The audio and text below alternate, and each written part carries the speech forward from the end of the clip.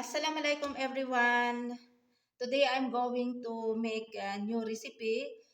This is not new recipe. This is our common breakfast to all Pakistan nationwide. So instead of wet flour, I'm going to use all-purpose flour or maida. So by the way, Juma Mubarak to all Muslims around the world. And today is July 26 and time now in Pakistan is 7:30 a.m. Malapit na naman magtatapos ang month of July. So today, now I will start my new recipe. This is all-purpose flour and this is 236 ml. I already, you call this, strain this one. So I will put this one in bowl. Just only I make 1 cup. Just I will try this kind of paratha. So no problem. I will add more maida or all-purpose flour. And then we have to put salt here.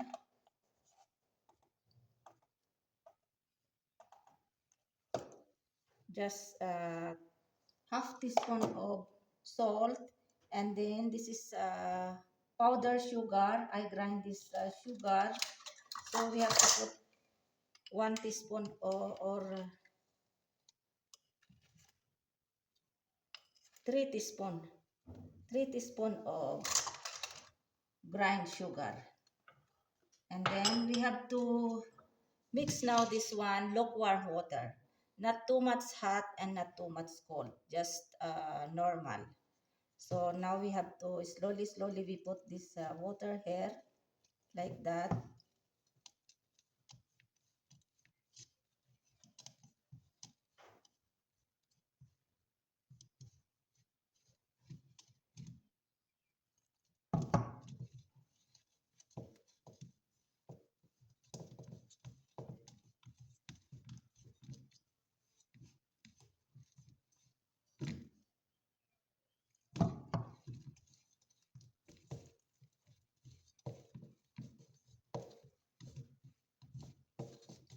Every day I'm making this paratha, but I'm making this wet flour. Where I'm making this chapati or roti or kubos. So today I'm going to use what you call this? All-purpose flour, sorry, or maida. They call all-purpose flour here yung maida. Yung naman, yung ordinary na flour, yung wet flour for chapati or kubos, they call it ata. Ata. Yan. So, natin. And then after mixing all this one, we have to put little oil. Ayan. Half teaspoon of oil.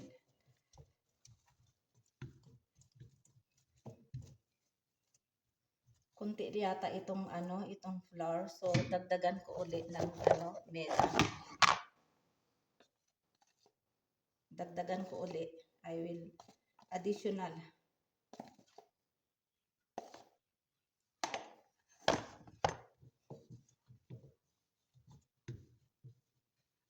Now we have to put again lukewarm water.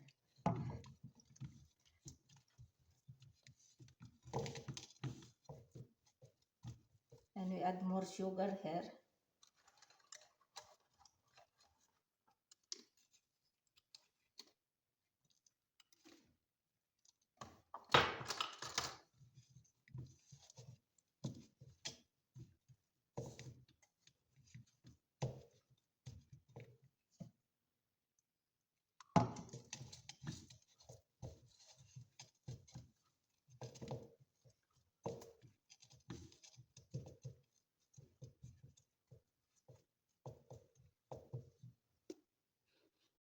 Now we have to knead this one for 3 minutes like this.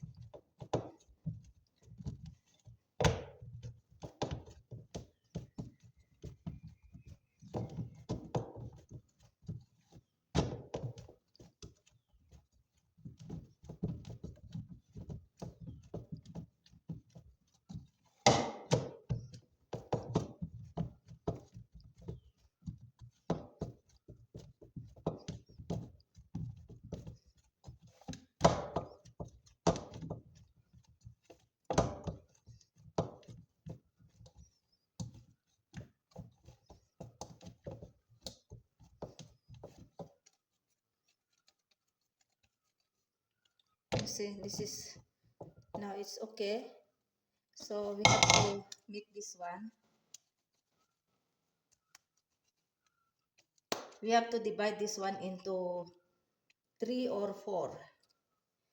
It depends upon the flour what you mix. If you want more paratha, then you can increase the ingredients flour. So I use only more than 236 gram of all-purpose flour. So this is good only for 4 parathas or 4 chapatis. Ayan.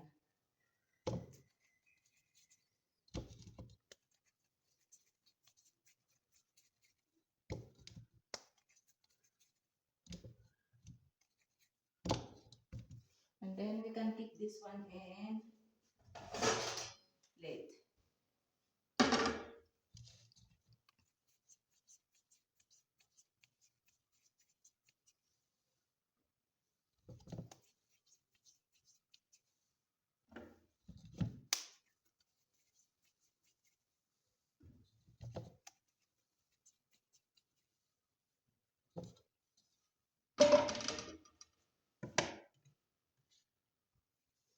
Now we have to put oil, some oil here.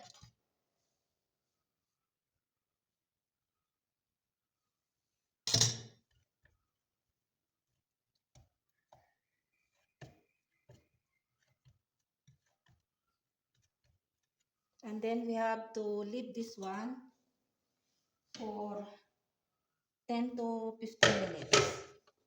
And then in another bowl, we have to mix what you call this. Or, corn flour or corn starch. Because there is no corn starch here, so I use corn flour. Now we have to put 2 tablespoons of corn flour.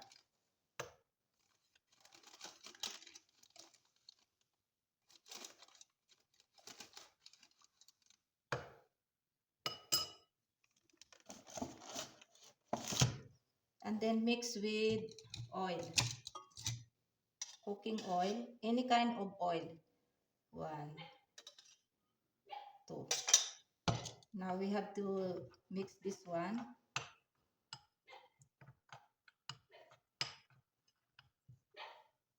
I think oil is not enough, so we add more. This is good breakfast, and this is very common here in Pakistan nationwide. This paratha, then you can make partner with chai. Almost all peoples here in Pakistan nationwide, they used to drink chai, tea with partner with fresh buffalo milk or cow. Nobody is using here this milk pack, yung Tetra pack, and yung powder.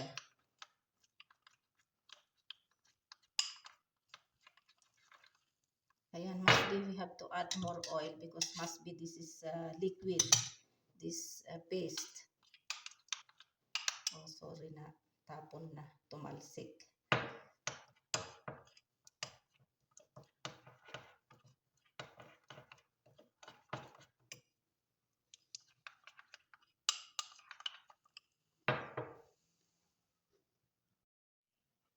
This corn flour and oil already diluted, so this is already ready. And now we have to start now rolling this. And then we put some flour here, sprinkle with flour in this marble where we are making this chapati or paratha.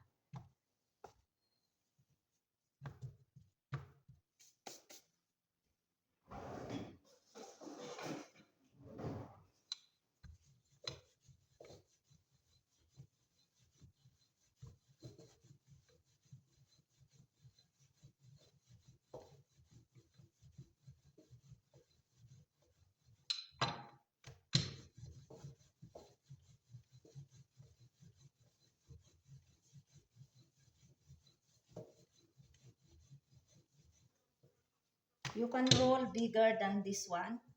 You have to roll more.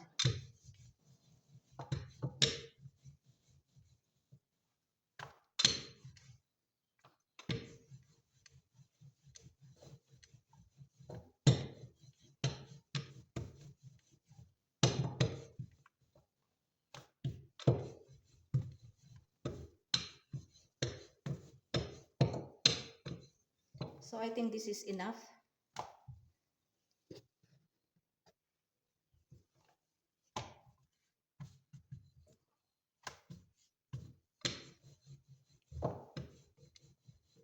So this is enough big like this. Now next we have to put oil here. No, this one diluted corn flour with oil, cooking oil.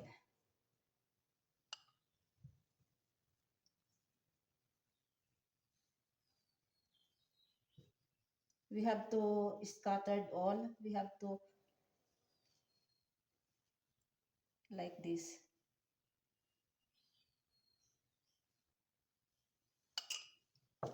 And then we have to fold like this. And then sprinkle with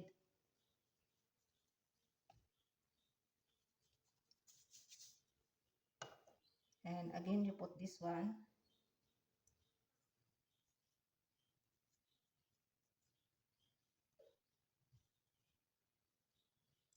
And then you do like this.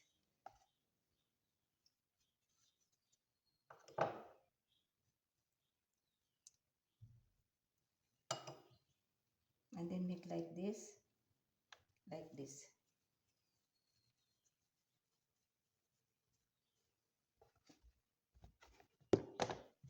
And then roll again like this.